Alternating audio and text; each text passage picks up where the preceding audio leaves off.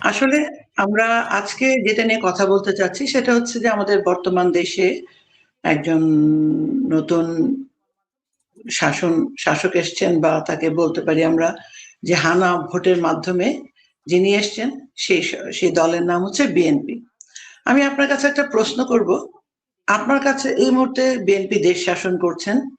আপনার কাছে কি মনে হচ্ছে যে বিএনপি দেশে আসাতে বা নির্বাচিত হওয়াতে বাংলাদেশ আওয়ামী লীগের দেশে ফেরাটা কি খুব সহজ হবে, অথবা আপনি কি মনে করেন যে না, রাস্তাটা আরো কঠিন হয়ে গেল? এ ব্যাপারে আপনার কথা শুনতে চাচ্ছি। দেখেন, প্রথমে আমি আসলে এইভাবে জিনিসটাকে লিগালাইজ করতে চাই না যে হানা ভোটের মাধ্যমে বিএনপি এসেছে, বা একটা ইলেকশন। ইনফ্যাক্ট আমি এটাকে কোনো ইলেকশন বলেই আমি আসলে সূচিত করতে চাই না। দেখেন, আমাদের মানে অবস্থাটা এমন একটা অবস্থাতে দাঁড়িয়েছে যে আমাদের ওই মাথার মধ্যে এখন এই মুহূর্তে সবসময় মাথায় রাখতে হয় যে ডকট্রিন অফ নেসেসিটি। অর্থাৎ যে আপনি যদি 5ই অগাস্টের পরের সময়টাকে বিবেচনা করেন আর 12ই ফেব্রুয়ারির সময়টাকে বিবেচনা করেন, আপনি হয়তোবা দুটোকে যদি কম্পেয়ার করেন, হয়তোবা ওই যে ডকট্রিন অফ নেসেসিটি বা প্রয়োজনীয়তার খাতিরেই আপনাকে হয়তোবা একটা নতুন রেজিমের কথা বলতে হয়, একটা শাসন আমল শব্দটা উল্লেখ করতে হয়, এবং আপনাকে বিএনপি ক্ষমতায় আছে এই কথাটাও আপনাকে রেকগনাইজ করে তখন আলাপটা করতে হয়। I fully understand. আপনার আর আমাদের দুইজনের এইভাবে আলোচনা না করলে তো আসলে আমরা বিশ্লেষণও করতে পারবো না, এবং আমরা কিভাবে সূচিত করবো আমরা হয়তোবা জানিও না। সেই ক্ষেত্রেই হয়তোবা বলতে হয়। আমি যে এই কথাগুলো বললাম সেই কথাগুলোর পেছনে দুটো কারণ আছে। একটি কারণ হলো যে আমি শুধু একজন আইনজীবী হিসেবেই না, আমি যদি বাংলাদেশের একজন নাগরিক হিসেবে আমি সংবিধানের কথা চিন্তা করি, তাহলে যা কিছু হয়েছে 5ই অগাস্টের পরে সমস্ত কিছু অবৈধ, এবং আমাদেরকে যা আলোচনা করতে হবে একটা অবৈধ দুইটা রেজিম নিয়ে, অবস্থা নিয়ে আমাদেরকে আলোচনা করতে হবে। কিন্তু ওই যে আপনাকে আমি বললাম যে ডকট্রিন অফ নেসেসিটি, যে ইউনুসের এই দুঃশাসন গেছে, ইউনুসের এই ভয়ঙ্কর সময়টা গেছে, ফলে আপনাকে কত মাত্রায় আপনি ভালো থাকতে পারেন, কত মাত্রায় আপনি ঠিক আছেন, সেই আলাপটাই আপনাকে করতে হয়। এই এত লম্বা ভূমিকা দেওয়ার কারণই হলো যে আমাকে হয়তোবা মানে আমার দেশের মানুষের স্বার্থে, সংবিধানের স্বার্থে আমাকে হয়তোবা এই টোনেই শেষ পর্যন্ত কথা বলতে হয়, ডকট্রিন অফ নেসেসিটি। যাই হোক, এখন আপনার প্রশ্নের দ্বিতীয় অংশের উত্তর আমি দেই। দ্বিতীয় অংশটা হলো যেমন যে আওয়ামী লীগ বিএনপি আসার কারণে আওয়ামী লীগ আসলে তার রাজনীতি সহজ হলো কিনা, ফেরা সহজ হলো কিনা। দেখেন, আমার আমার গত 1.5-2 বছরের অভিজ্ঞতা যেটা বলে, আমি সবসময় কান পাতলে এটা শুনেছি যে ভারত আমাদেরকে আহ রাজনীতিতে ফিরিয়ে নিয়ে আসছে, ভারত আমাদেরকে ক্ষমতায় বসিয়ে দেবে, এই ধরনের অদ্ভুত সব গুজব আমি শুনতে পেয়েছি। 77 বছরের একটা পুরনো দল বলছে একটি দেশ তাকে ফিরিয়ে নিয়ে আসবে। ইনফ্যাক্ট ভারতীয়রাও খুব অবাক হয়, ভারতীয় বিশ্লেষক যারা আছে, ভারতীয় যারা কর্তা ব্যক্তিরা যারা আছে, বা ভারতীয় রাজনীতি নিয়ে যারা ভাবে, তাদের সাথেও বিভিন্ন সময় যখন বসেছি, এবং এই অদ্ভুত গুজবটা বাংলাদেশিরাই মোটামুটি ছড়িয়েছে। Number one. নাম্বার টু, বিএনপির ক্ষেত্রেও যেটা লক্ষ্য করলাম, খুবই ইন্টারেস্টিং একটা ব্যাপার, সেটা হচ্ছে যে বিএনপি কে নাকি এইবার তারেক রহমানকে নাকি দেশে এনেছে ভারত, তা বিএনপি কে ক্ষমতায় বসিয়েছে ভারত, এখন আওয়ামী লীগ ছেড়ে ভারত বিএনপি কে ধরেছে। আপনি যদি এই দুইটা মানে দুইটা স্টেটমেন্ট বা ন্যারেটিভ, এই দুইটা ন্যারেটিভেরই পেছনে আপনি খুঁজতে যান, আপনি লক্ষ্য করবেন শক্তি একটাই আছে। সেটা হচ্ছে যে মুক্তিযুদ্ধের পরাজিত যে শক্তি আছে, রাজাকার আলবদর, জামাতে ইসলাম, হিজবুত তাহরির। আমি যদি প্যারেন্টস সংগঠন জামাত ইসলামকে ধরি, তাহলে এদের বট বাহিনী এই পুরো জিনিসটাকে খুব ভালোভাবে সামাজিক যোগাযোগ মাধ্যমে ছড়িয়ে দিয়েছে। আপনি শুনবেন যে তারেক রহমান নাকি বাংলাদেশে এসেছে ভারতের সাহায্যে, তারপরে হচ্ছে যে দিল্লির দাসত্ব করছে বিএনপি, আপনি প্রায় এটা শুনবেন। ইনফ্যাক্ট এই যে এখন আমি আপনাকে এগুলা বলছি না, আপনি দেখবেন যে মন্তব্যে বলা শুরু করবে যে এখন বিএনপির কথা বলছে, বিএনপি কে ডিফেন্ড করছে। এক্স্যাক্টলি ব্যাপারটা এরকম না। বাংলাদেশ আওয়ামী লীগ একটা বৃহৎ রাজনৈতিক শক্তি, নাহিদ আপা। এই দলটাকে ভারতও আসলে আপনাকে এনে দেবে না। ভারত একটা দেশ, আপনাকে বুঝতে হবে। বা এটাকে পাকিস্তানও এনে দেবে না, আমেরিকাও এনে দেবে না, রাশিয়াও এনে দেবে না, কেউই এনে দেবে না। বাংলাদেশ আওয়ামী লীগ ফিরবে বাংলাদেশ আওয়ামী লীগের মতো করেই নিজের চেষ্টাতে নিজের রাজনীতির মধ্য দিয়ে। আমি যদিও বারবার একটা কথা বলেছি যে ইউনূসের যে দুঃশাসন, যে ভয়ঙ্কর রকম একটা অবস্থা, আমি বলেছি যে আমার দেয়ালে এমন ভাবে পিঠ ঠেকিয়ে ফেলেছে যে মানুষ যদি অস্ত্র নিয়েও নামে আমি অবাক হব না, বা মানুষ হয়তো বা অস্ত্র নিয়ে নামবে। এমনকি আমি বলেছিও যে সশস্ত্র সংগ্রাম ছাড়া আমি আর কিছু দেখি না, এটা কিন্তু আমি অনেকবার বলেছি। এই অবশ্যই। মুহূর্তে এসে আমার কাছে এতটুকু মনে হয়েছে, অ্যাটলিস্ট এই পরিবর্তনটুকু আমার মাথাতে এসেছে, বা আমার কাছে মনে হচ্ছে যে হয়তোবা আমাদের যেই ট্র্যাডিশনাল যে পলিটিক্স, সেই পলিটিক্স এর মধ্য দিয়েই বাংলাদেশ আওয়ামী লীগ তার সমমহিমাতে এবং তার ট্র্যাকে ফিরবে। এইটার জন্য কি করণীয় হতে পারে, কি করা যেতে পারে, সেটা যেমন দলীয়ভাবে একটা সিদ্ধান্তের ব্যাপার, দলীয় চিন্তা ভাবনার ব্যাপার, একজন বিশ্লেষক হিসেবে এবং খুব কাছ থেকে এই দলটিকে দেখা, এই পুরো ঘটনার মধ্যে কে নিজে জড়িয়ে থাকা, সমস্ত কিছু মিলে আমার নিজের একটা অবজারভেশন আছে, সেটা আমি অন্তত পক্ষে বলতে পারি। তবে এতটুকু বলা যায় না, বা এটা বলাটা খুবই অন্যায় হয়ে যায় যে কোনো দলের, বিএনপি আওয়ামী লীগ দলের ক্ষেত্রেই, যে অন্য দেশ তাকে নিয়ে আসবে বা বিএনপি আসার কারণে আওয়ামী লীগ আসবে। বিএনপি আমাদের প্রতিপক্ষ, ওরা আমাকে রাজনীতিতে আসতে দিবে কেন? আমি রাজনীতির বাইরে থাকলে তার সুবিধা। আপনি দেখেন যে কয়দিন আগেও আমাদের আওয়ামী লীগের নেতা কর্মীরা গ্রেফতার হয়েছে, তারা নানান রকমের ভাবে ভুগছে, সাফার করছে।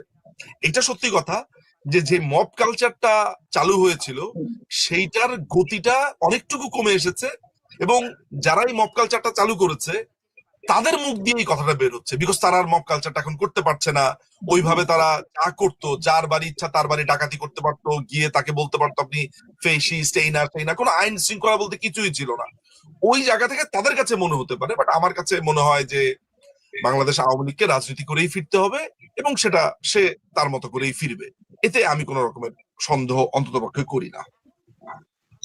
আচ্ছা, এই ঠিক আপনার যে কথাটা, এটা শেষ থেকে আরেকটা একটু সংযোগ করছি, যেটা এটার সাথে রিলেটেড। সেটা হচ্ছে আমাদের মাননীয় প্রধানমন্ত্রী বলেছেন সবাইকে দেশে ফিরতে হবে, তাই না? উনি নির্দেশ দিয়েছেন, কিন্তু সেটা কিভাবে হবে বা কেন হবে সেটা আমি জানতে চাচ্ছিলাম একটু। দেখেন, আমি আমি ইংল্যান্ডে থেকে তো বাংলাদেশের রাজনীতি করতে পারবো না। আমি যদি আমি আপনাকে প্রধানমন্ত্রীর যেই জায়গা থেকে বলেছেন সেটাতে আমি আসবো। বেসিক জায়গাটা বলি, আপনি দেশের বাইরে আছেন, আমি ধরেন এখন ইংল্যান্ডে আছি। আমি ইংল্যান্ডে থেকে আমি রাজনৈতিক ভাষ্য দিতে পারি, বলতে পারি, আমি ন্যারেটিভ তৈরি করতে পারি, বিভিন্ন ইস্যুতে ভিডিও বানিয়ে মানুষকে সচেতন করতে পারি, কথা বলতে পারি, টকশো করতে পারি, যেমন এটা আমরা দুজন মিলে করছি এখন। কিন্তু মাঠের রাজনীতি এবং এই ফেসবুকের রাজনীতি আর ভিডিওর রাজনীতি যে আলাদা, সেটা তো মোটামুটি আপনি এটাকে যদি আপনি ইলেকশনও বলেন বা সিলেকশনও বলেন, আমরা সেটা 12ই ফেব্রুয়ারিতে দেখেছি। জামাতে ইসলামী মোটামুটি তাদের বট বাহিনী দিয়ে মোটামুটি মানে জামাত ইসলামী 300 আসন না 500 আসন পেয়ে গিয়েছিল অলরেডি।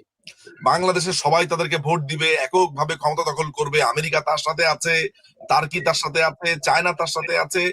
মানে তাদের যে এক্সিস, পাকিস্তান, চায়না আর টার্কি যেই এক্সিস, এটাকে কি জানি বলে, আপনার সিপিটি মনে হয় নতুন নাম দিয়েছে, সিপিটি এক্সিস। এরা মানে মোটামুটি বলা যায় যে এরাই ক্ষমতায় নিয়ে আসবে জামাতকে। জামাত ইতিমধ্যে তার মন্ত্রিসভা ঘোষণা করে ফেলেছে। কিন্তু বাস্তবে আমরা কি দেখলাম? বাস্তবে আমরা দেখলাম যে জাস্ট রীতিমতো তাদেরকে মানুষ ছুঁড়ে ফেলে দিয়েছে। ইনফ্যাক্ট যদি বিএনপির বিদ্রোহী প্রার্থী না থাকতো বিভিন্ন আসনে, তাহলে আমরা তখন দেখতে পেতাম যে জামাত এই যে কতটা সিট যেন পেল, তার একটাও পেত না। যাই হোক, সে প্রসঙ্গ থেকে আসার আগে আমি আপনাকে এইটা বলতে পারি যে আপনার এই জায়গাটাতে, যে সেটা হচ্ছে যে এই ধরনের বক্তব্যগুলো হচ্ছে জামাতের তৈরি, জামাতের এক ধরনের বানানো ন্যারেটিভ। কিন্তু আলটিমেটলি যেই ব্যাপারটা আছে সেটা হচ্ছে যে আপনি দেশে না গেলে আপনি ওই রাজনৈতিক মাঠও আপনি বুঝবেন না।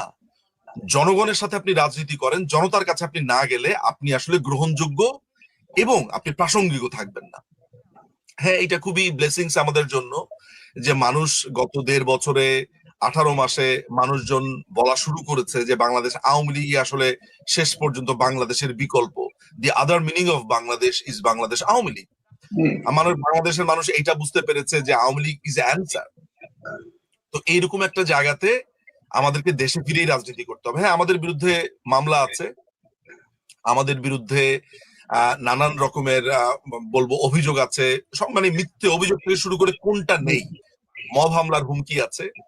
এরকম একটা জায়গাতেও আমার কাছে মনে হয় যে আমাদের মানসিকভাবে প্রস্তুতি নেওয়া দরকার, কারণ বাংলাদেশের সমস্ত আওয়ামী লীগের নেতাকর্মী তো আর পৃথিবীর বিভিন্ন দেশে যায়নি। লক্ষ লক্ষ নেতাকর্মীরা জেলে আছেন, প্রায় 100 দেশের উপরে এমপিরা আছেন জেলে। তারপরে হচ্ছে যে আমাদের নেতাকর্মীরা বিভিন্ন জায়গাতে আত্মগোপনে আছে, আমরা অনেকে দেশের বাইরে এখানে আছি। আমি মনে করি যে আমাদেরকে দেশে ফিরে রাজনীতি করতে হবে। হ্যাঁ, জেলে থাকতে হবে, জেলের কথা মাথায় আপনাকে রাখতে হবে। আমরা এটাই মনে করি যে হয়তোবা এখন জামিনের ক্ষেত্রে, মামলার ক্ষেত্রে হয়তোবা কোর্ট নিউট্রালি বিবেচনা করতে পারে, এই ধরনের একটা সিচুয়েশন হয়তোবা তৈরি হতে পারে। এটা চিন্তা করে মাননীয় প্রধানমন্ত্রী তাই বলেছেন। এবং তিনি একই সাথে এটাও হয়তোবা চিন্তা করেন যে রাজনীতি কেউ আপনাকে চামচে করে আপনাকে ক্ষমতার কাছে নিয়ে যাবে না, আপনাকে আপনার নিজেরটাই করতে হবে। এবং এটা ছাড়া আমি কোনো বিকল্পও দেখি না। এটার সাথে সাংগঠনিক কিছু কর্মকাণ্ডের কথা তো আমি তখন একটু ইঙ্গিত ভাবে বলছিলাম, একটু একটু এই ফাঁকে আপনাকে আমি বলে রাখি যে দেখেন, বাংলাদেশ আওয়ামী লীগের ধরেন একটা দীর্ঘ সময়ের অনেক জায়গাতে কাউন্সিল ভ্যাকুয়াম আছে। আমি দেখেছি যে ছাত্রলীগের ছেলেপেলেরা, ছাত্রলীগের যারা কর্তা ব্যক্তি বা প্রধানরা আছে, তারা কিন্তু বিভিন্ন জায়গাতে কমিটির জন্য ইতিমধ্যে পদ প্রত্যাশীদের সাথে কথা বলছে, এটা নিয়ে তারা হোমওয়ার্ক করছে। এটা আমি নিজের চোখে দেখে এসেছি। আমি দেখে এসেছি যুবলীগের যারা যারা নেতারা আছেন, তারা বিভিন্ন জায়গাতে কমিটি দেওয়ার জন্য কাউন্সিলের কথা চিন্তা ভাবনা করছেন, দলকে সাজানোর চিন্তা ভাবনা করছেন। আমি নিশ্চিত বাংলাদেশ আওয়ামী লীগও এই চিন্তা ভাবনা করছে যে তাদের বিভিন্ন জায়গাতে কমিটি, দল সাজানো এন্ড এভরিথিং। আমার মনে হয় যে দলকে একেবারে নতুন করে ঢেলে সাজানো, তারপরে হচ্ছে যে যারা এই দুঃসময়ে দলের সাথে ছিলেন, দলের পাশে ছিলেন, আমার মনে হয় যে তাদেরকে গুরুত্ব সহকারে বাংলাদেশ আওয়ামী লীগ বিবেচনা করবে। এইভাবে যদি আপনি দল সাজাতে পারেন, আমার কাছে মনে হয় একটা নতুন স্টার্ট আমরা শুরু করতে পারি। এতে আমি কোন রকমের আমার মনে হয় যে এটার বিকল্পও দেখি না, এবং অন্য কিছু সুযোগও আমি দেখি না আসলে। ধন্যবাদ। আসলে আপনার কথা থেকে একটা জিনিসে প্রমাণিত হচ্ছে যে আমাদের নেত্রী আসলে বিচক্ষণ, যার জন্য উনি শব্দটা ব্যবহার করেছেন যে যতক্ষণ আমরা আমাদের মাঠে নামতে না পারবো ততক্ষণ আমরা সেই ফুটবলের গেমের মতো আমাদের গোল দেওয়া সম্ভব নয়। এবং এর জন্য আমি মনে করি যে আমাদের তৃণমূলরা অনেক কাজ করে যাচ্ছেন, ভবিষ্যতে করবেন, এবং অন্যান্যরা যারা রয়েছেন। আরেকটা প্রশ্ন, যেহেতু আমি একটা কথা এখানে লাগাই আপনাকে, এই জায়গাটাতে আমার মনে হয় বলা প্রয়োজন, সেটা হলো যে বিএনপি আমার রাজনৈতিক প্রতিপক্ষ, আই এগ্রি উইথ দ্যাট, এবং তারা আমার সংকটপূর্ণ অবস্থাটা তার জন্য সুবিধাজনক অবস্থান, এটাই স্বাভাবিক। কিন্তু আমার একটা জিনিস দেখার বিষয় হচ্ছে যে বিএনপির, আমি যতটুকু বুঝি যে বিএনপির একটা অংশ কিন্তু একটা জিনিস বুঝতে পেরেছে বা পারে, অন্তত পক্ষে আমার যে ফার্স্ট হ্যান্ড নলেজ আছে, যে একটা শক্ত রাজনৈতিক প্রতিপক্ষ না থাকলে তার নিজের অবস্থাও বিলীন হয়ে যাবে। আমি যেমন বারবারই বলি যে যেই রাজনৈতিক দলই আপার হ্যান্ডে থাকে, তার যদি একটা বিরুদ্ধ স্রোত না থাকে, তাহলে তিনি কোন পথে যাচ্ছেন সেটা তিনিও খেয়ে হারিয়ে ফেলেন। বিএনপির হয়তো একটা অংশের এই আগ্রহটুকু আছে, কিন্তু এই যে বাংলাদেশকে যারা আজকে এই ধ্বংসের দ্বার প্রান্তে নিয়ে গেল, এই জামাতে ইসলামী, হিজবুত তাহরির, এই এনসিপি টেনসিপি, এরা তো সবই এক আসলে মোটামুটি। এদেরকে ট্যাকেল করা, তারপরে হচ্ছে যে ক্ষমতাসীনরা এখন নিজের পায়ে দাঁড়ানো, এটা মনে হয় একটা বড় ধরনের চ্যালেঞ্জ। কারণ একটা পরিবেশ তৈরি করবার একটা ব্যাপার আছে। আমার কাছে মনে হয় ওই পরিবেশ তৈরি হওয়াটাও এই ক্ষেত্রে জরুরি। আদারওয়াইজ আপনি দেশে ঢুকলেন, আপনাকে মব করে মেরে ফেললো, আপনি জামিনের কথা তো বাদই, আপনাকে মেরেই ফেললো, আপনি দাঁড়াতেই পারলেন না। ফলে আমার কাছে মনে হয় এই জিনিসগুলোও জরুরি। ফলে আমার মনে হয় মাননীয় প্রধানমন্ত্রী এই ব্যাপারটা, শেখ হাসিনা এই জিনিসটা আমার কাছে মনে হয় যে তিনি এটা বিবেচনা করেছেন, এবং তিনি মনে করেন দীর্ঘদিনের রাজনৈতিক অভিজ্ঞতা থেকে যে মানুষের মধ্যে না থাকলে এবং রিস্ক না নিলে, এবং এখন যদি আপনি নতুন করে শুরু করতে না পারেন, তাহলে দলীয় কাঠামোতে আমি বলবো যে দলীয় কাঠামো দুর্বল হয়ে পড়বে আসলে। আপনি একটু আগে বললেন যে একটা প্রতিদ্বন্দ্বী পাশে না থাকলে রাজনীতির ক্ষেত্রে, তাহলে ঠিক যারা এই মুহূর্তে ক্ষমতায় রয়েছেন তাদের কাজ করাটা কঠিন বা সেটা ভঙ্গুর হতে পারে। আমরা একটা জিনিস দেখতে পাচ্ছি ইদানিং ইলেকশনের আগ পর্যন্ত দেখলাম বিএনপি জামাত মোটামুটি একটা ভালো সম্পর্ক রেখে তারা সেই প্রতীকী ভোট বা প্রহসনের ভোট করলেন, কিন্তু এই মুহূর্তে আপনি দেখেন প্রত্যেক জায়গাতে বিএনপি কে জামাত এবং এনসিপি কোণ ঠাসা করছে, তাই না? তো এটা কেন হচ্ছে আপনার কাছে মনে হয়? প্রথমে আপনার এই কথাটা আমি এগ্রি করি কিনা, যদি করি কেন করি সেটাতে আমি আসি। প্রথমত আমি আপনার কথাতে এগ্রি করি, আসলে পরিপূর্ণভাবে এগ্রি করি। কেন করি সেটার ব্যাখ্যার জায়গাটা হলো যে আমি আমি আপনারা সারফেসে যেটা দেখতে পান, আমি ধরেন সারফেস থেকে একটু একটু ভেতরের দিকে যাই। জামাত এবং এনসিপির একটা বড় ধরনের এই মুহূর্তে তারা যেটা নিয়ে কাজ করছে সেটা হচ্ছে যে বিএনপি কে তারা 2 বছরও ক্ষমতা রাখতে চায় না।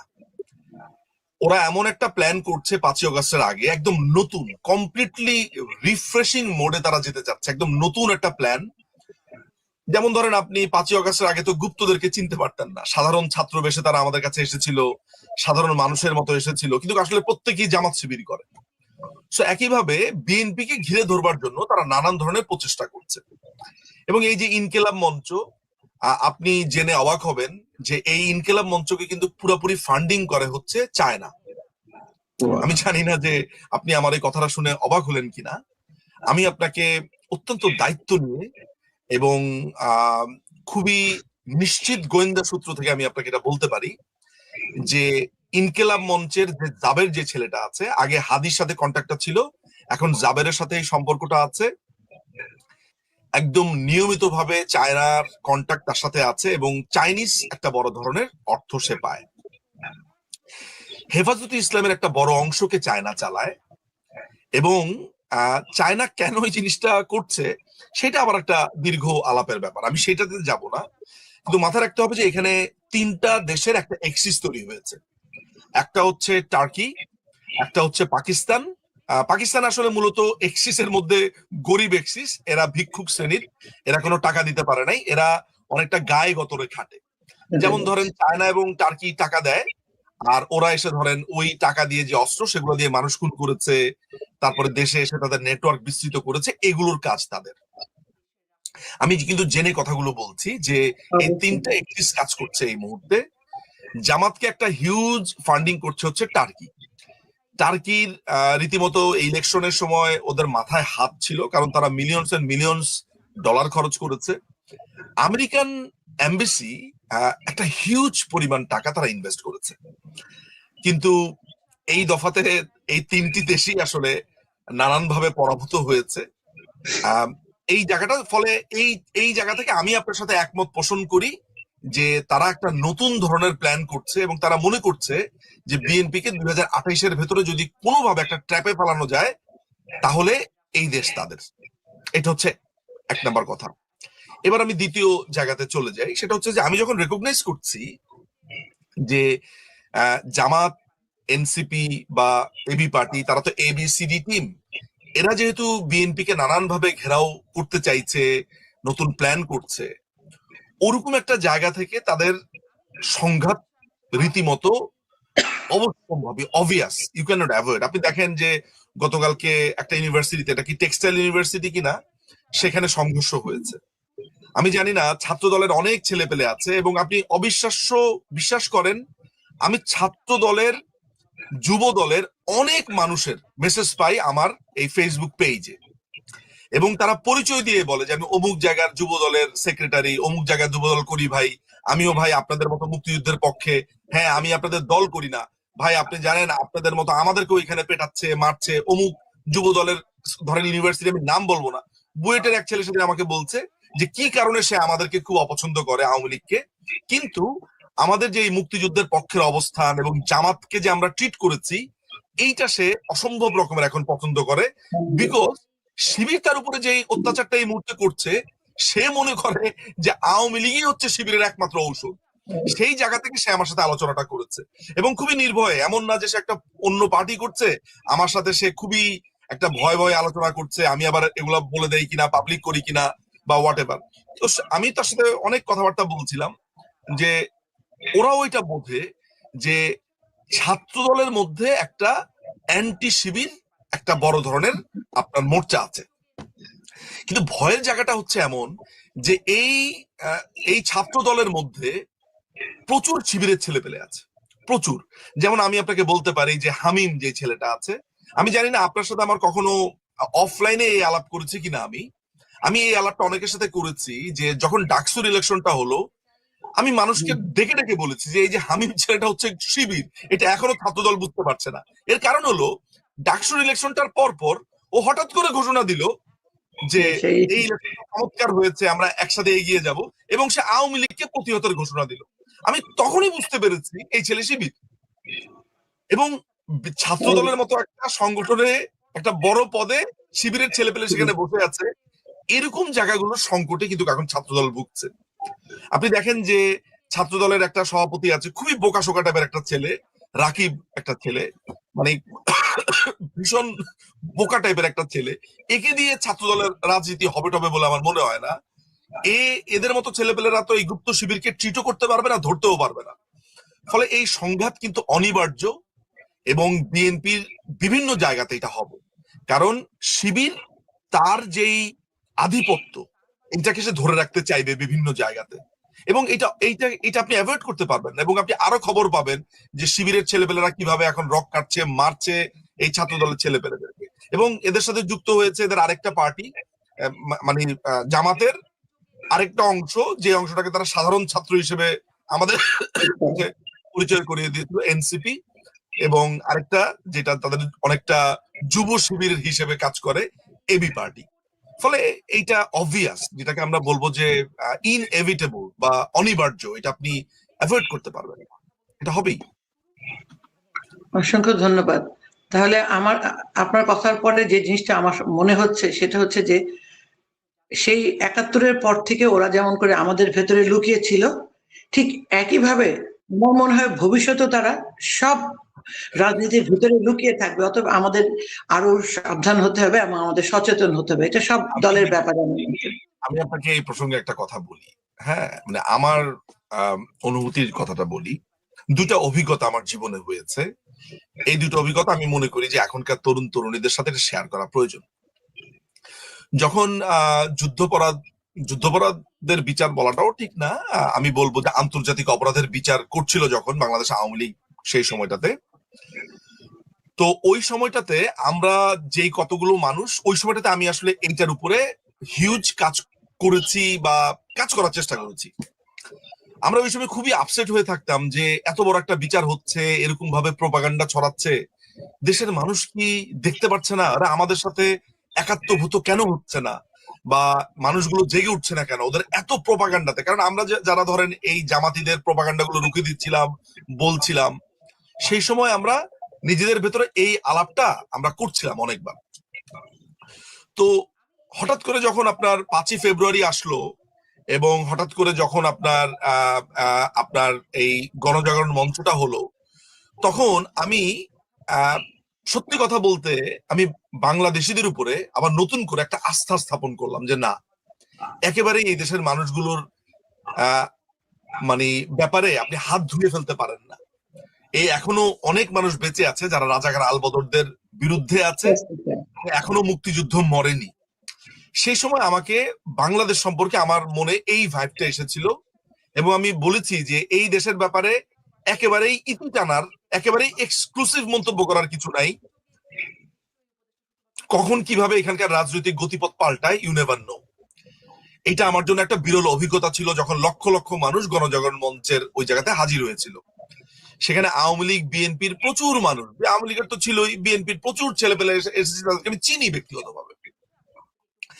সেকেন্ড ব্যাপারটা যেটা হয়েছে সেটা হচ্ছে যে এই 12ই ফেব্রুয়ারির এই তথাকথিত যে ইলেকশনটা হয়েছে, তখন রীতিমতো আপনি অনলাইনে দেখতে পেয়েছেন যে জামাত তো ক্ষমতা দখল করেই ফেলেছে, জামাত তো জিতেই গেছে, এবং ফেসবুকে মোটামুটি খবরও পাবলিশ হয়েছে যে জামাত ইলেকশনে জিতে গেছে। আমি ওই সময়টাতে কলকাতাতে, আমার মনে আছে, আমি তখন আস্তাক বাংলা ওই নিউজে ওই দিন সারাদিনই ছিলাম ইলেকশনের দিন। আমাদের কাছে বারবার বিভিন্ন জায়গা থেকে খবর আসছিল যে জামাত মনে হয় জিতে যাচ্ছে। ইনফ্যাক্ট ওইখানে অনেক লোকজন ছিল, তারা বলছিল যে একটা সম্ভাবনা আছে, এই না সেই না। তো পরবর্তীতে দেখলাম যে মানুষজন রীতিমতো এদেরকে ছুঁড়ে ফেলে দিয়েছে, মানে যারা ভোট দিতে গেছে, যেই মানুষগুলোই ভোট দিতে গেছে একটা অংশ তো গেছে, সেটা 15% বলেন আর 20% বলেন, গেছে তো। সেই মানুষগুলো রীতিমতো জামাত যদি এইভাবে কারচুপি না করতো, রাতের বেলাতে সিল না মারতো, এবং বিএনপির যদি বিদ্রোহী প্রার্থী এখানে না থাকতো, তাহলে জামাত আমার মনে হয় 10টা আসনও বা 15টা আসনও পেত। আমার সো এই জায়গা থেকে আমি দ্বিতীয়বার একটা রিয়ালাইজেশন আমার হলো যে সারাটা জীবন এদেরকে গুপ্তই থাকতে হবে, এদেরকে সারা জীবন এরকম চোরের মতো থাকতে হবে।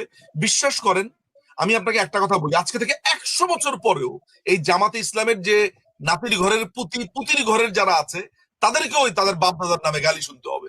মানুষজন কখনোই জামাত ইসলামীকে বিশ্বাস করবে না।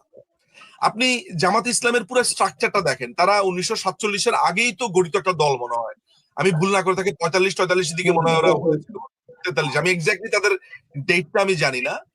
কিন্তু জামাতে ইসলাম বাংলাদেশের একটা প্রাচীন একটা রাজনৈতিক দল। আপনি যদি ভোটের রেশিও দেখেন, আমি ধরেন 2008 পর্যন্ত ইলেকশনকে যদি আপনি ঠিক ইলেকশন হয়েছে বলে আপনি যদি মানে অন্যরা যারা বলে যে না ওই ইলেকশন আমরা মানি না, 2008-এর পরে যা হয়েছে 13-14 গুলো মানি, আমি ওই তর্ক বাদ দিয়ে 2008 পর্যন্ত ইলেকশনকে যদি আমি গণায় ধরি, এদের ভোট বাংলাদেশে ছিল হইতেছে 6.7%। জামাতে ইসলাম 6.7, হ্যাঁ 6.7 এর মতো এভারেজে। চিন্তা করে দেখেন 1940 সাল থেকে রাজনীতি করা একটা পলিটিক্যাল পার্টি, তাদের ভোট বাংলাদেশে মানে 6 এবং এই ভোটারদের ক্যাম্পেইন গুলো আপনি লক্ষ্য করেন, এরা আরো সরে গেছে, নারীদেরকে তারা নানান ভাবে অপমান করেছে, নাম্বার 1। নাম্বার 2, এরা প্রকাশ্যে বলে বেরিয়েছে যে এদেরকে ভোট দিলেই একমাত্র আপনি বেহেশতে যেতে পারবেন, এবং এখানে কোনো রাগ ঢাক রাখেনি। এটা যদি গ্রামের একটা চাষাভুষা করতো, বা গ্রামের, আমি চাষাভুষাই বা কেন বলছি, চাষাভুষা অনেক বড় লেভেলের, আসলে গ্রামের যদি ধরেন বা শহরের যেখানেই বলেন না কেন অশিক্ষিত মূর্খরা বলতো, তাহলেও নিজেকে প্রবোধ দিতে পারতাম যে এরা অশিক্ষিত মূর্খ এইভাবে কথাবার্তা বলছে। যেই লোকটি ইংল্যান্ড থেকে ব্যারিস্টার হয়ে এসেছে, সেই লোকটি প্রকাশ্য জনসভাতে জামাতের অনেকটা মুখপাত্র হয়ে এসে বলছে যে আপনি পরকালে আপনার একমাত্র জামাতে ইসলাম থাকবে, জামাতে ইসলাম নাকি আপনাকে পরকালে পার করে দেবে। মানুষজন এগুলোতে কিন্তু ভেতরে ভেতরে প্রচন্ড ফুসে উঠেছিল। এবং আমি একটা ইন্টারেস্টিং ঘটনা খেয়াল করলাম, বাংলাদেশের মানুষ কিন্তু এই ধরনের অপমানগুলো বা এই ধরনের ইচ্ছামিগুলো তারা পুষে রাখেন না তাদের নিজেদের ভেতরে, সময় পেলে তারা সেটা চুকিয়ে বুকিয়ে দেয়।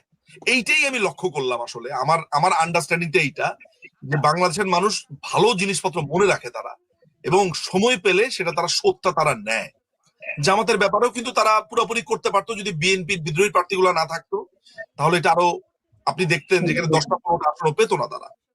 এন্ড অফ দ্য ডেতে জামাতের ভোট ওই 6.7 থেকে হয়তো বা 7 হয়েছে বড় জোর, এর বেশি করতে পারেনি। ফলে আপনি যে প্রশ্নটা করেছেন আমাকে, জামাত আজীবন এরকম গুপ্ত রাজনীতি করবে, এই গুপ্ত রাজনীতির ব্যাপারটাও আপনি একটু লক্ষ্য করেন না কেন, সেটা হচ্ছে এরকম যে জামাত দেখতে পেল যে সে একটা রাজাকারের দল, মুক্তিযুদ্ধে তারা এই দেশের বিরোধিতা করেছে, এবং বাংলাদেশে তার রাজনীতি করাটা খুবই কঠিন হয়ে দাঁড়ালো।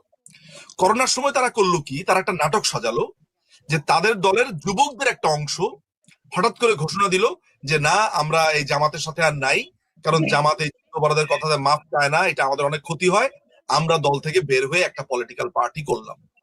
তখন তারা ওই পলিটিক্যাল পার্টির নাম দিল আমার বাংলাদেশ পার্টি, সংক্ষেপে এবি পার্টি। খেয়াল করে দেখেন যে জামাতকে অনেক মানুষজন ধরেন এইভাবে দেখে, মানে ভোট দিতে চায় না বা যেতে চায় না, যে এরা হচ্ছে রাজাকার আলবদর, এদিকে আমি কি ভোট দিব, এইটা চিন্তা করে অনেকে যায় না। তো জামাত এই স্ট্র্যাটেজিটা স্প্লিট করবার জন্য সে চেষ্টা করেছে এমন ভাবে যে সে যদি এমন একটা পার্টি বানাতে পারে, তাকে গালি দিয়ে হলেও যেই যেই লোকগুলো বলবে যে আমরা মুক্তিযুদ্ধের পক্ষে, জামাতের এগুলা ভুল ছিল, আমরা বের হয়ে, তখন একটা অংশ সমাজের ভাববে যে যাক এরা ইসলামীয় দল, প্লাস হচ্ছে এরা জামাতের সাথে নাই, তাহলে একটা নতুন ভক্ত সংখ্যা তৈরি হবে এদের সাথে। তাহলে জামাত একটা আলাদা সেগমেন্ট তৈরি করতে চাইলো, যে জামাতের বাইরে জামাতের লোক দিয়ে তারা একটা আলাদা অংশ তৈরি করতে চাইলো, নাম দিল এবি পার্টি। 5 বছর আগে তারা সাধারণ ছাত্র নাম দিয়ে ছাত্র সম্প্রদায়ের মধ্যে একটা অংশকে তারা তৈরি করলো, যেই অংশটা জামাত নিয়ন্ত্রিত, শিবির নিয়ন্ত্রিত, যেহেতু শিবিরের কথা শুনলে আমরা রক কাটার কথা মনে করি, আমরা ছাত্র সংঘের কথা মনে করি, আল বদর আল শামস মনে করি। ফলে শিবির জামাত আরেকটা ট্রিক্স করলো, ছাত্রদেরকে নিয়ে আরেকটা মোর্চা করলো। জামাত এবং শিবির আলাদা থাকলো, ওইদিকে এনসিপি মানে এই যারা এটা করেছে এনসিপি তার একটা আলাদা হয়ে গেল, আমার বাংলাদেশ আলাদা হয়ে গেল। খেয়াল করে দেখেন এখানে 4টা ভাগে ভাগ হয়ে গেল। জামাতের একটা ছাকা ভোট আছে, যারা জামাতকে ভোট দেবে, জামাত শিবির দুটো একসাথেই বলি, তারা জামাত শিবিরকে ভোট দেবে। একটা অংশ তারা করতে চাইলো যে তাদের একটা নতুন শোরুম, যেই শোরুমের মালিকানা জামাতের, কিন্তু জামাত এটা বলবে না, এটা হচ্ছে এনসিপি। তাহলে ছাত্রদের একটা অংশ তাদের সাথে গেল। আবার তাদের একটা যুবক দল যেটা হচ্ছে এবি পার্টি, যেটা জামাত ব্যাক, জামাত নিয়ন্ত্রিত, কিন্তু তারা মানুষকে বলবে না। কিন্তু তখন ইলেকশনের সময় এই 3টা পার্টি নানান অভিনয় করে এক হয়ে গেল। আমরা যে এতদিন ধরে বলে এসেছি এরা জামাতি জামাতি জামাতি, মানুষ তখন সেটা রিলেট করতে পারলো। ফলে সাধারণ ছাত্র দিয়ে আমাদের মধ্যে গুপ্ত হয়ে থাকা, যুবক নাম দিয়ে আমাদের মধ্যে গুপ্ত হয়ে থাকা, এবং সবচেয়ে বড় ব্যাপার হচ্ছে যে আপনি যদি ধরেন একজন নেকড়ে, সে কতক্ষণ মেষের ছাল পরে থাকবে? ফুয়াদ যখন, ব্যারিস্টার ফুয়াদ যখন মানে মেষের ছাল পরে সে বক্তৃতা দিতে যায়, তার মাথা থেকে বের হয়ে আসে কি যে আমি 16ই ডিসেম্বর মানি না, আমি 26শে মার্চ মানি না। এটা তার মুখ দিয়ে বের হয়ে এসেছে, অটোমেটিক্যালি ঘৃণা অর্জন করেছে। আপনার ইনকেলাব মঞ্চ, এরা একটা নতুন কালচারাল অংশ করতে চেয়েছে তারা, আবার ইনকেলাব মঞ্চ। এখন ইনকেলাব মঞ্চের টাকা যে দেয় চায় না, এটা কতজন মানুষ জানে? খুব বেশি মানুষ তো জানে না। যখন দেখলো যে তাদের অন্যতম প্রবক্তা, আপনার কি নাম যেন, একটা হাদি, সে যখন বলছে যে মুক্তিযুদ্ধের আসলে কোনো প্রয়োজনই ছিল না, মুক্তিযুদ্ধ আসলে করেছে আওয়ামী লীগ এবং ভারত, আসলে আমাদের কোনো দরকার ছিল না, তখন তারপরে জুলাই হয়েছে মুক্তিযুদ্ধের বিকল্প হিসেবে, তখন মানুষ ছিচি করা শুরু করলো। আবার যখন এনসিপির ছেলেপেলেরা বঙ্গবন্ধুর বিরুদ্ধে, মুক্তিযুদ্ধের বিরুদ্ধে, তারপরে হচ্ছে জাতীয় চার নেতার বিরুদ্ধে ক্রমাগত ভাবে বলা শুরু করলো, তখন মানুষজন বুঝলো এগুলো আসলে সবগুলো হচ্ছে শিবির জামাত। ফলে এন্ড অফ দ্য ডেতে হাজার ভাবে লুকিয়ে থেকেও তারা আসলে লুকাতে পারলো না, এবং এটাই বাস্তবতা। অবশ্যই। আপনার গণজাগরণ মঞ্চের প্রসঙ্গে শুধু একটা সেকেন্ড একটা কথা বলবো। সে সময় আমি এবং আমার সাথে একজন ছিল, ওর নাম না বললেই হয় না, সে তমদার চক্রবর্তী। আমরা দুজনে মিলে মনে হয় 1000 খানেক লোকের সিগনেচার নিয়ে আমরা একটা বড় ব্যানার বানিয়ে পাঠিয়েছিলাম শাহবাগে, আমরা একাত্মতা ঘোষণা করি। আরেকটা কথা বলি, সেটা হচ্ছে আপনি একটু আগে বললেন, আসলে বাংলাদেশের মানুষ বুঝতে পেরেছে যে জামাত আসলে ধর্মীয় কোনো দল নাই, বা ধর্মটাকে তারা ঠিক মতো ব্যবহার করছে না। সেই জন্য এত বড় একটা কথা যখন তারা বলে ফেললো যে আমাদের মানে জামাতে ভোট দিলেই ওনারা সে বেহেশতবাসী হবে বা জান্নাতবাসী, এটা কত বড় একটা মানে ঘৃণিত একটা শব্দ, যেখানে ধর্মটা নিজেকে তুলনা করা, এবং এটা একটা মানে সত্যি। এবং এই জন্যই বাংলাদেশের প্রতিটা মানুষ এই ব্যাপারে সচেতন ছিল, এবং এটা আমার মনে হয় আমরা তাদের কাছে কৃতজ্ঞ। আচ্ছা, এবার আমি একটা প্রসঙ্গে আসি। সেটা হচ্ছে, আপনি তো বিভিন্ন জায়গায় আইনজীবী হিসেবে কাজ করছেন। এই যে বিএনপি এবার এলো, বিএনপি আসার পরে আপনার কাছে মনে হচ্ছে, আমি বিশেষ করে আমি একজন নারী, অবশ্যই নারীদের প্রতি আমার একটা স্বাভাবিকভাবে একটা দুর্বলতা রয়েছে, আর সেই হিসাবে আমি সমস্ত নারীদের শ্রদ্ধা করে জানাচ্ছি যে আমাদের যে প্রথম দিকে আমাদের যে পুলিশ ফাঁড়িতে অন্তঃসত্ত্বা আমাদের সেই পুলিশ বোনটিকে মারা হলো, এবং সেই সাথে এবং সেই সাথে আমাদের পুলিশ বাহিনীর সদস্যদের আগুনে পুড়িয়ে মারা হলো, এই ব্যাপারে আপনার কাছে কি মনে হয় যে বিএনপি সরকার কিছু উদ্যোগ নেবে? কারণ এটা তো একটা রাষ্ট্রীয় ব্যবস্থার অংশ ছিল, প্রশাসনের অংশ পুলিশ, তাই না? এখানে তারা যেখানে কাজ করতো, তারা একটা তাদের প্রশাসনে কাজ করছিল। আপনার কাছে কি মনে হয় এটা দিয়ে কি তারা তাদের কোনো কাজ শুরু করতে পারে বা পারবে? আমি যেটা বুঝতে পারলাম এখন পর্যন্ত সেটা হলো যে, খেয়াল করে দেখেন যে পুলিশ হত্যার বিচার নিয়ে একটা আলাপ উঠেছে, তারপরে বাড়িঘর পোড়ানো, প্রথম আলো, ডেইলি স্টার পোড়ানো, এসব নিয়ে কিন্তু তদন্ত চলছে, চার্জশিট আসবে।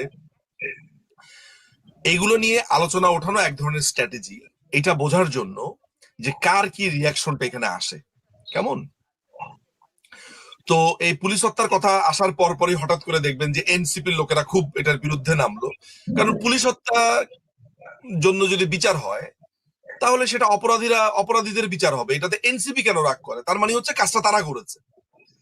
কিন্তু ইন্টারেস্টিং ব্যাপার হচ্ছে যে এখানে দুইটা জিনিস দেখার আছে। একটা হচ্ছে যে এগুলাকে আমি ওই যে বাড়ি বিল্ডিং বানানোর আগে সয়েল টেস্ট করে না, তার ফিজিবল টেস্ট করে বড় বড় প্রজেক্টের সময়, ফিজিবিলিটি টেস্ট করে। এগুলো আমি বলবো এক ধরনের ফিজিবিলিটি টেস্ট হচ্ছে। আপনি যে জিনিসটা আপনি চান সেই জিনিসটা আপনি এখনই পাবেন এটা আমি মনে করি না। কারণ আমার আন্ডারস্ট্যান্ডিং হচ্ছে যে বিএনপি এখন তার পায়ের নিচের যে মাটিটা আছে এটা শক্ত করার চেষ্টা করবে। সে এমন কোন বড় স্টেপে যাবে না যেটার জন্য তাকে একটা বড় ধরনের রিটেলিয়েশনের সামনে পড়তে হবে। অন্যদিকে তার যে এখন প্রতিপক্ষ এনসিপি আর জামাত, তারাও বড় ধরনের কোনো কিছু বিএনপির এগেনস্টে করবে না। কারণ তাদের একটা বড় ধরনের ভয় হচ্ছে যে এই এই দুই দলের ফাইটের মধ্য দিয়ে আওয়ামী লীগ একটা স্পেস পাবে কিনা, এই ভয়টা তাদের সবসময় কাজ করবে। ফলে এই ধরনের একটা টানাপোড়েন উভয় পক্ষের মধ্য দিয়েই হতে থাকবে বলে আমার ধারণা। এখন আমি মনে করি যে এই যে পুলিশের বিচার, এই যে একজন নারীকে যেভাবে হত্যা করা হলো বা সেই সময় যা যা হয়েছে, এই পুরো ব্যাপারটার নির্ভর করবে আসলে পরিস্থিতির উপরে।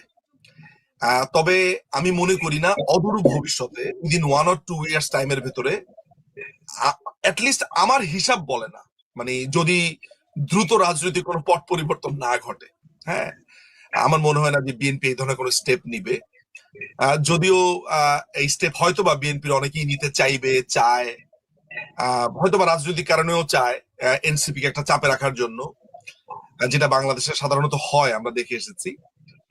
কিন্তু প্র্যাকটিক্যালি আমার কাছে মনে হয় না যে এই ধরনের বিগ স্টেপে তারা যাবে, বরঞ্চ তারা পপুলিস্ট রাজনীতি করার চেষ্টা করবে গ্রিপে রাখার জন্য। যেমন ভারত বিরোধী এক ধরনের ভাইব রাখার চেষ্টা করতে পারে, তারা আওয়ামী লীগ বিরোধী একটা ভাইব রাখার চেষ্টা করতে পারে, তারা জুলাই সনদের সাথে আছি বা জুলাই সনদকে আমি অবজ্ঞা করছি না, কিন্তু এইটা এইভাবে হবে না, ওইভাবে হবে না, এইভাবে বলে অনেকটা বলা যেতে পারে এই পুরো ভাইবের সাথে থাকার চেষ্টা করবে। এই ধরনের মনে হয় আপনি চরিত্রগুলো বা কর্মকাণ্ডগুলো দেখবেন। আপনি যেভাবে চান যে পুলিশের হত্যার বিচার, এইটা হবে বলে আমি মনে করি না। কারণ পুলিশ হত্যা করেছে এই এনসিপিরা, এই পুলিশ হত্যা করেছে এই আপনার জামাতরা, এমনকি বিএনপির অনেক নেতা কর্মীরা প্রকাশ্যে স্বীকার করেছে যে তারা হত্যা করেছে। ফলে it would be tough for BNP এই ব্যাপারে কোনো কিছু প্রসিড করা। আচ্ছা, আমি বুঝতে পারলাম যে বিএনপি হতে এই ব্যাপারে অতটুকু উদ্যোগ নেবে না, কিন্তু আমি আপনার কাছে ব্যক্তিগতভাবে প্রশ্ন করছি, যেহেতু আপনি একজন ব্যারিস্টার, সলিসিটার এবং আন্তর্জাতিকভাবে আপনি অনেক আদালতে অনেক কেস করছেন, সেই থেকে আপনি আপনার ব্যক্তিগত উদ্যোগ থেকে কি এই পুলিশি হত্যার মামলার যত তথ্য বা উপাত্ত রয়েছে সেগুলোকে একসাথে করে কি আপনি জনমত তৈরি করবেন বা করছেন, অথবা এটাকে আপনি আন্তর্জাতিক আদালতে তাদের কাছে এই সংবাদটা পৌঁছাবেন? বাংলাদেশ আওয়ামী লীগের পক্ষ থেকে পুলিশ হত্যার ব্যাপারে, এবং বাংলাদেশে শুধু পুলিশ হত্যা না, এভরিডে যেসব কাজকর্মগুলো হচ্ছে সেগুলো নিয়ে কিন্তু বাংলাদেশ আওয়ামী লীগের অনেক মানুষজন কাজ করছে। আমি আপনাকে স্পেসিফিক্যালি বলতে পারি, যেমন আমাদের হাবিবে মিল্লাত ভাই যিনি আছেন, সিরাজগঞ্জের এমপি, উনাদের একটা অর্গানাইজেশন আছে, আমি পুরো অর্গানাইজেশনের নামটা বলতে পারবো না আসলে, সিডিডিজি এই টাইপের একটা নাম, যাদের কন্টেন্ট আমরাও ব্যবহার করেছি আমরা যখন রিবাটালটা লিখেছিলাম জাতিসংঘের এগেইনস্ট। তারা কিন্তু একটা ফ্যান্টাস্টিক কাজ করছে। তারপরে আপনার আরো কিছু আছে, যেমন নির্ভীক নিউজ নামে আরেকটা অর্গানাইজেশন আছে, তারাও কাজ করছে।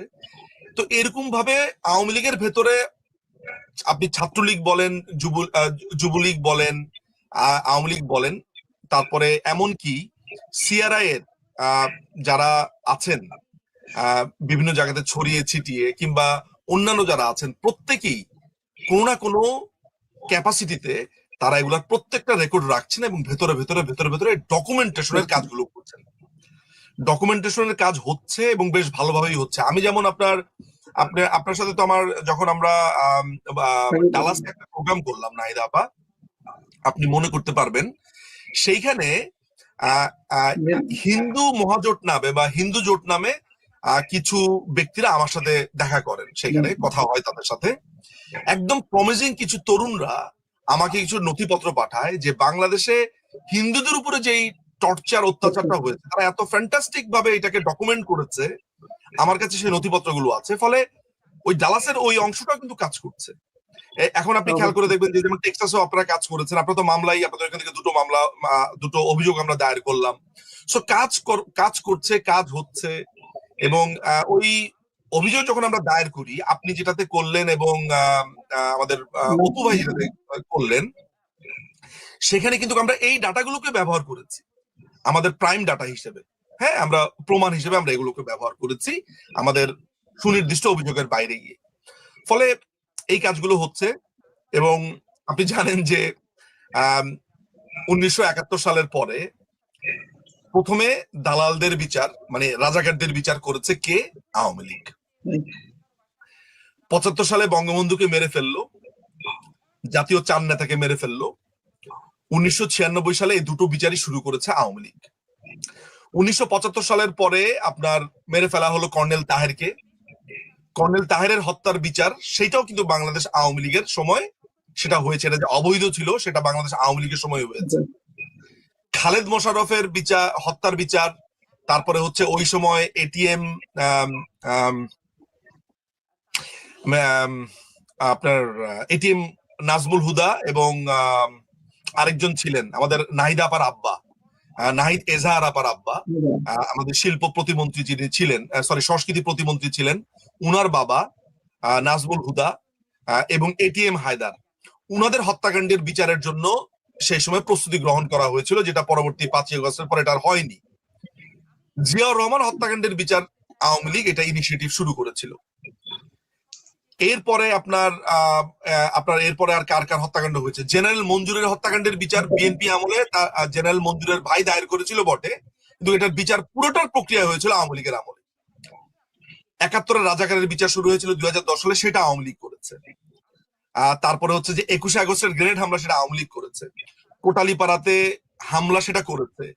এই যারা আপনার এই যে গুলশান আপনার ওই যে বেকারিটাতে হামলা করেছে, হলি আর্টিজান, সেটা আওয়ামী লীগ করেছে। তারপরে জামাতে ইসলামের মতো বড় সংগঠন যারা যুদ্ধাপরাধে যুক্ত ছিল, এই সংগঠনের বিচার আওয়ামী লীগ করেছে।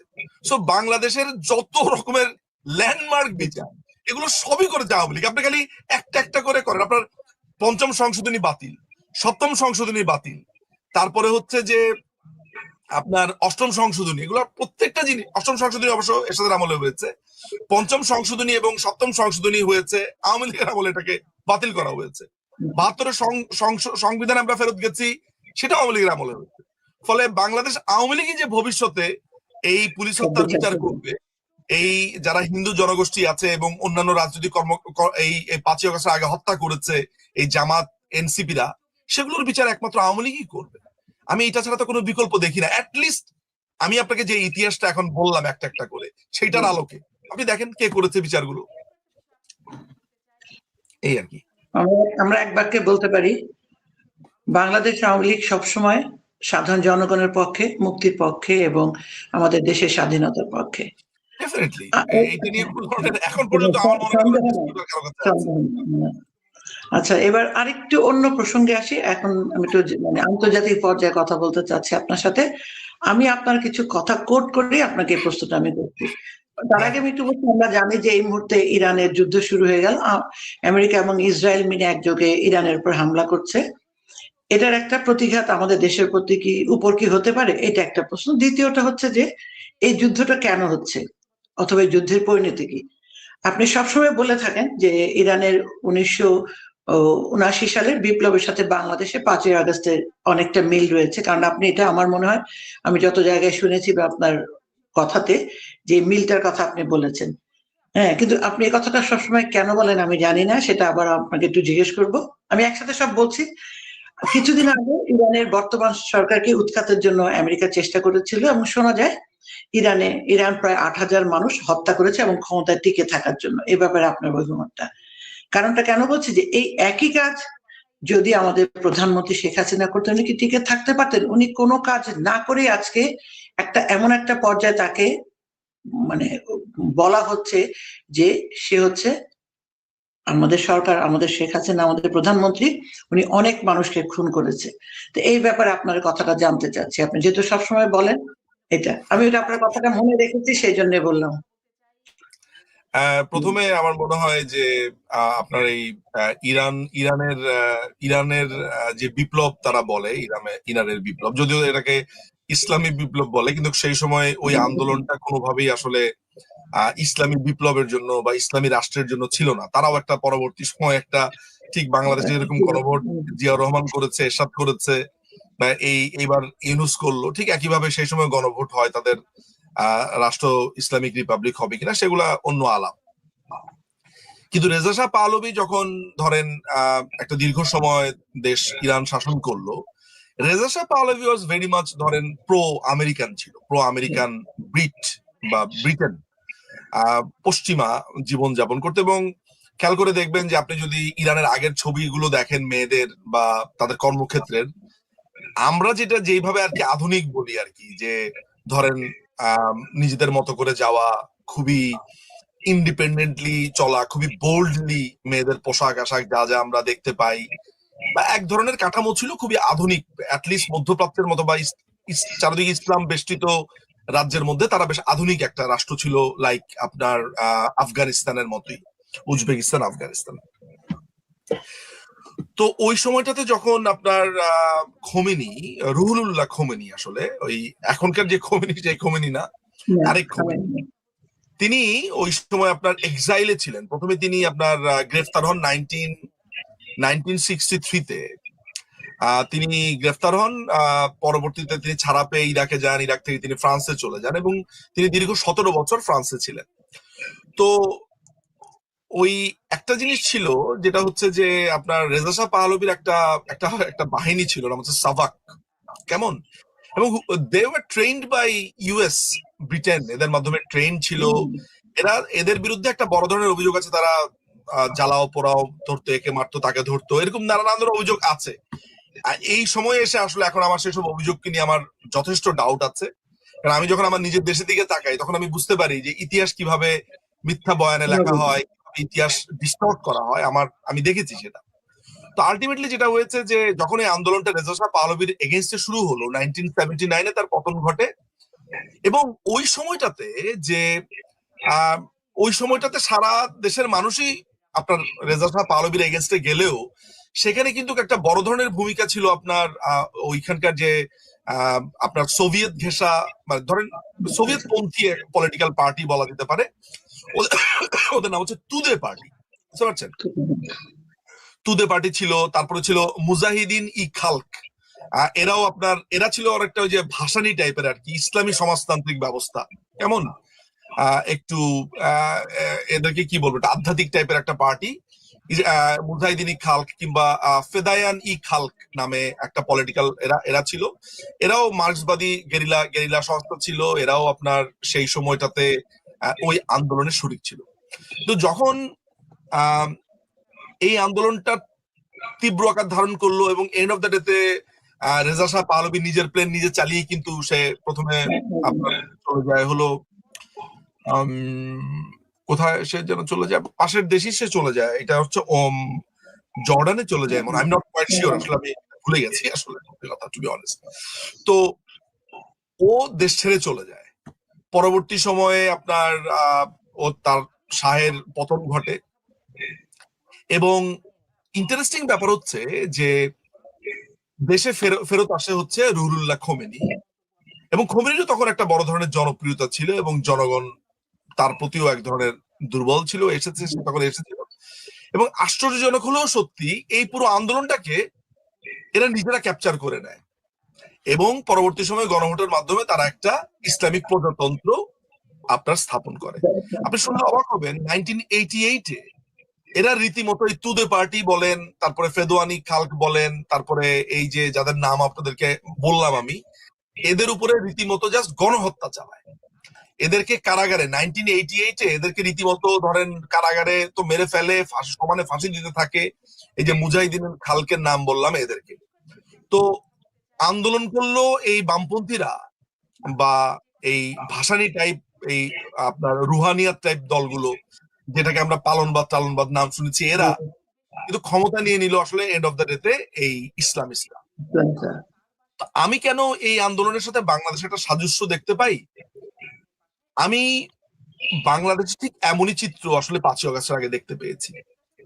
এইভাবে আমাদের বাংলাদেশ আওয়ামী লীগের উপরে নানান ধরনের আপনার অপরাধের চিহ্ন এঁটে দেওয়া, আমাদেরকে নানান রকমের তকমায় ভূষিত করা, এবং আমরা দেখতে পাই যে এই আন্দোলনটা একটা কোটা আন্দোলন থেকে কিভাবে পরবর্তী সময়ে যে আপনার কি